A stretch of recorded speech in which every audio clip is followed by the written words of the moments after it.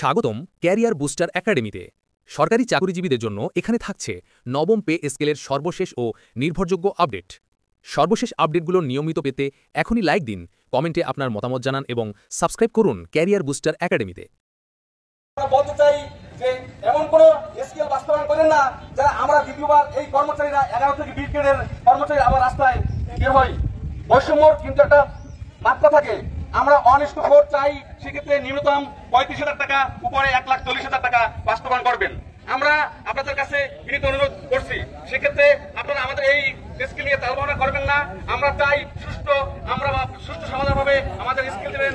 আমরা এই রোজগার দিয়ে বউ বাচ্চা ছেলে মেয়ে আমরা তাদেরকে মানুষ করবো। দেখেন আমরা কয় টাকা বেতন পাই, সেক্ষেত্রে আপনারা যদি আমাদের 11 থেকে 20 গ্রেডের যারা কর্মচারী তাদের স্কেল বাড়ে 300, 400, 500 টাকা ডিফারেন্স, আর 1 থেকে 10 গ্রেডের যারা আছে তাদের 20,000, 50,000, আলাদা 10,000 টাকা ডিফারেন্স হয়। আমরা এই কিন্তু দুঃখের বিষয় এখনো পর্যন্ত কোনো কিছু খবর নাই।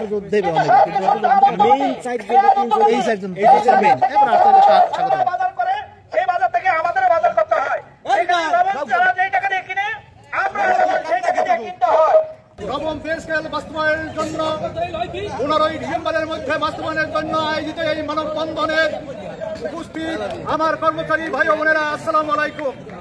আসলে নবম পে স্কেল এটি আমাদের প্রাণের দাবি, এটি আমাদের যৌক্তিক দাবি। এই দাবি গঠন করেছিল এই পে স্কেল কমিশন।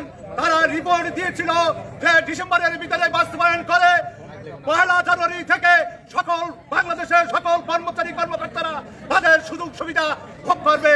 কিন্তু দেখা গেল কতিপয় এই ঘাপটি মেরে থাকা দোষরদের, এই আওয়ামী লীগের দোষরদের তাদের কুবঞ্চনায় এই কমিটিরা ওই কালক্ষেপণ করে এখন বিলম্বিত করছে।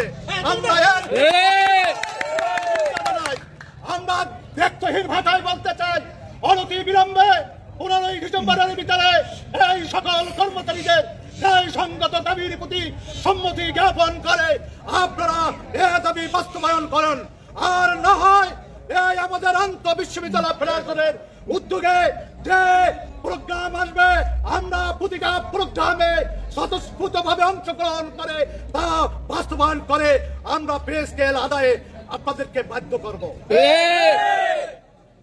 আমার এই পে স্কেল প্রতি 5 বছর অন্তর অন্তর হওয়ার কথা ছিল, কিন্তু আমাদের দুর্ভাগ্যের বিষয় এই স্বৈরাচার শেখ হাসিনা তিনি তার ক্ষমতার মোহে লিপ্ত ছিলেন। তার মসনদ আটকিয়ে রাখার জন্য সবকিছু ভুলে দুঃখী মানুষের কথা ভুলে, ছোট কর্মচারীদের কথা ভুলে তার মসনদ আটকে রাখার জন্য সে মগ্ন ছিলেন।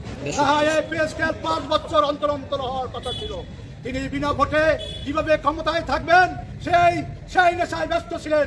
এই কর্মচারীদের যে অফিসার যেখান থেকে বাজার করে, একজন টিচার যেখান থেকে বাজার করে, একজন সচিব যেখান থেকে বাজার করে, আমার ছোট কর্মচারীরাও সেই স্থান থেকে বাজার করে। আপনারা এই স্কেলের বৈষম্য দিন রাত ব্যবধান করে রেখেছেন। আমরা এই বেতন বৈষম্য দূর করার জন্য আমরা অনিষ্ট ফর দাবি করছি।